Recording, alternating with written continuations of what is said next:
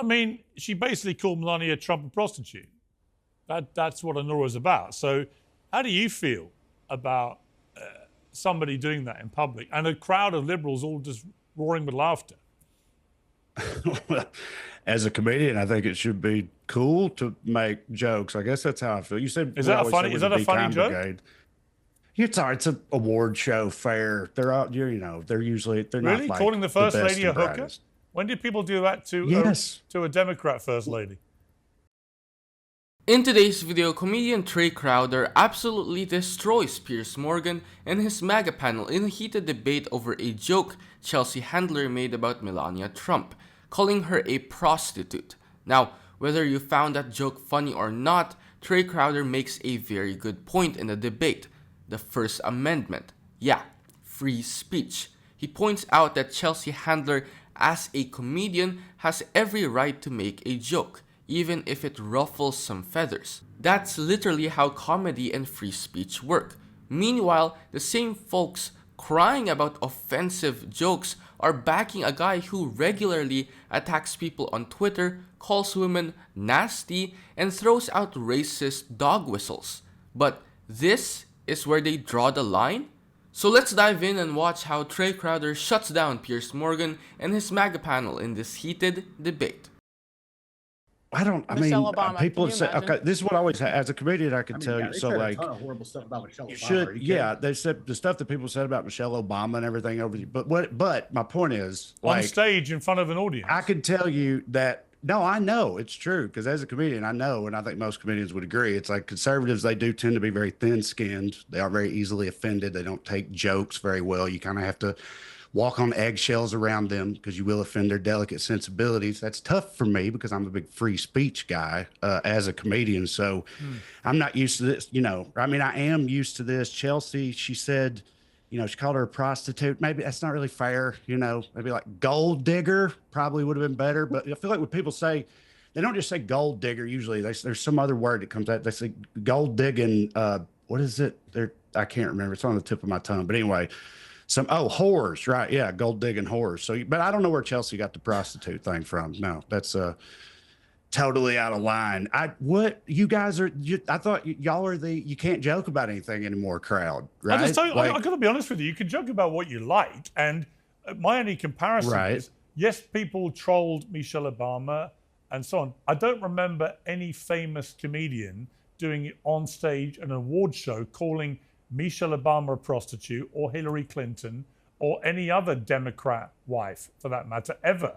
Democrat first lady. And so I'm afraid it seems to me it seems to me there is a double standard here, because if they had, they'd have been run out of town.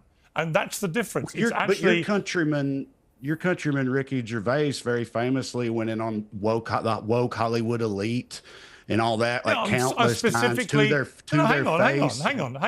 Everybody loved it. I'm saying specifically calling. I loved it. I'm saying specifically calling the First Lady of the United States a hooker.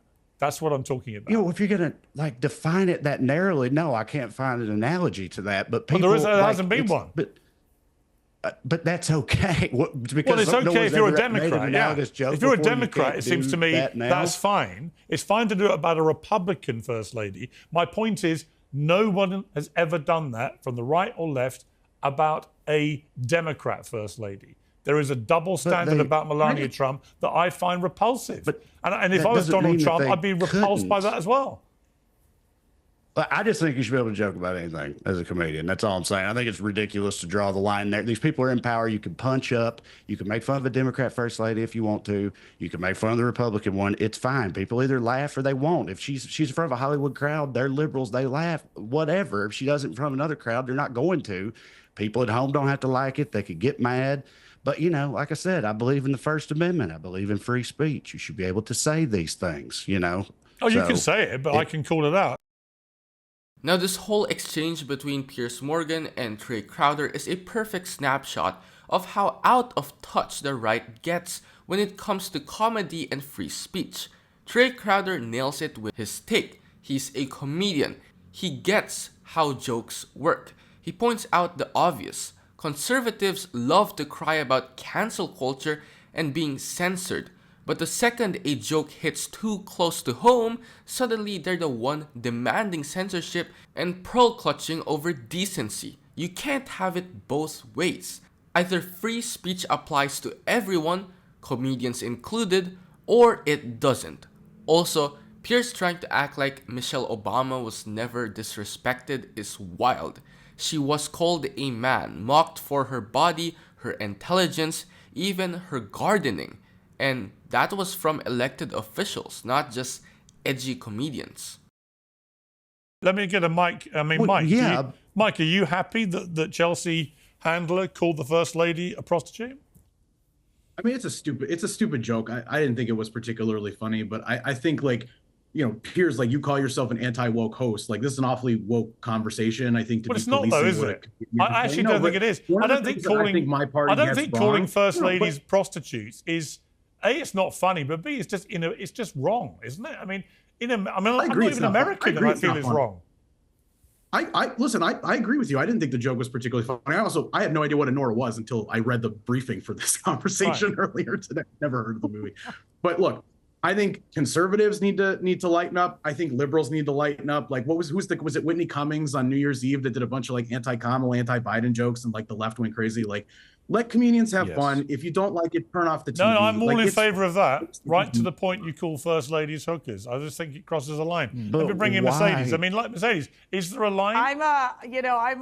I'm a defender of the First Amendment, so I agree with Mike. I agree with Trey. I think, it's a distasteful joke. I absolutely hate it. I do think that for Melania Trump, there has been she's been targeted from even the women's fashion magazines. They won't put her on Vogue. Vogue never has her on the cover. She had this incredible photo for her official portrait. The writer of Vogue, who, by the way, is like the worst dresser, made the worst comments about Melania Trump. Look, she's a fashion icon. The woman can walk into a room and, goodness gracious, she is just such an incredible presence. And someone who I know has, it advises the president in a lot of these cases as well. So, yeah, distasteful, absolutely. I think that comedian is awful. I've never liked her. I see the women from The View. They are as awful as well because for them, it's always the personal attacks. It's always like, let me, bring out my nails and try to destroy, be the mean girl and try to destroy, for example, a Melania Trump. And it's just, I hate it. But at the end of the day, the great thing about America is our First Amendment and our freedom of speech and our ability to say what you want to say. It is. Piers and Mercedes are outraged, over a joke Chelsea Handler made about Melania Trump. Was it harsh? Yeah. Was it distasteful? Maybe. Was it illegal or some kind of moral crisis? Absolutely not. And Mike nails it. This whole meltdown from the right is the real woke behavior. These are the same folks who scream about cancel culture and snowflake liberals, but the second someone tells a joke they don't like, suddenly it's time to moralize, shame comedians, and act like the First Amendment doesn't count when it's their feelings getting hurt. And let's not forget, Melania chose to marry Trump, a guy who paid off a corn star, bragged about grabbing women, and still became president. If you're married to someone that is polarizing and power hungry, you're going to get roasted. I'm sorry, but that's how public life works. So, yeah, I'm with Mike on this one. You don't have to like the joke, but you do have to recognize that comedy is protected speech. If you want to defend the First Amendment, you have to defend it all the time, not just when the jokes go your way. You can say what the hell you like, but it doesn't mean you can't be held accountable for it, or that some things you say are repulsive. And I view that as repulsive. Let me bring in Sage finally on this. I mean, I've met Melania Trump a number of times. Very, very nice lady. Always impeccably well behaved, impeccably well dressed. Barely puts a foot wrong, literally, in the 8 years she's been in public life. And yet she gets unbelievable amounts of abuse. I just thought this just crossed the line. And frankly, coming from Chelsea Handler, one of the sleazier people I've ever met in my life, it's like, really? You're going to be chucking stones here? You, Chelsea Handler, spends half your life stripping off and posting your nude pieces of your body to the world? No thanks. You're the classless one. Now, Sage, your thoughts? Yeah, I mean, to me, it's considered the source.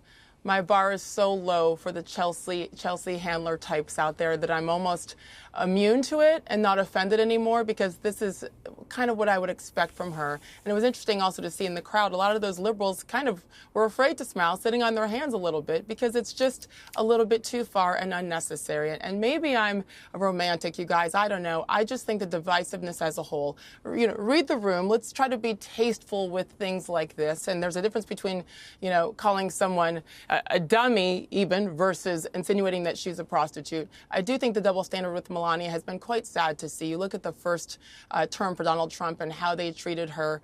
To me, I'm expecting her to come out not swinging, because that's not her personality, it seems. I've never met her peers, but just that steely jaw of hers, and to be present and to be out there and to be visible and to make a difference. I love that they put her on the cover of that magazine recently, and I love how she was on Inauguration Day.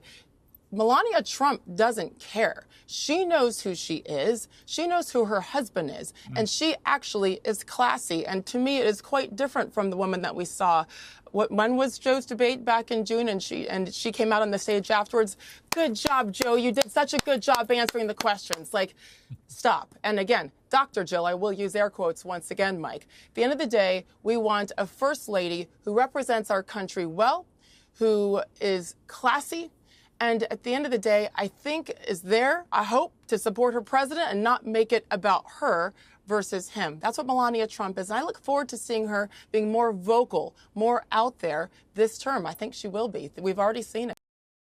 First off, the whole consider the source line is such a lazy deflection. Chelsea Handler is a comedian. She makes edgy, provocative jokes. That's literally her job.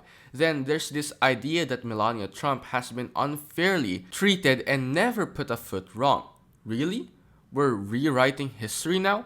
Melania very publicly promoted the birther conspiracy about Barack Obama, a racist lie spread by her own husband.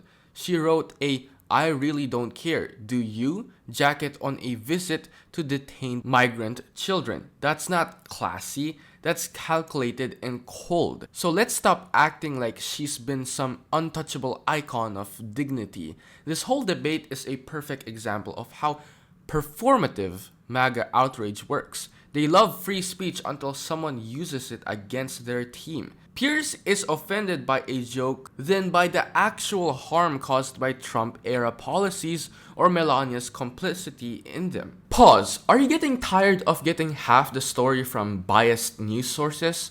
One outlet says one thing and another says the complete opposite.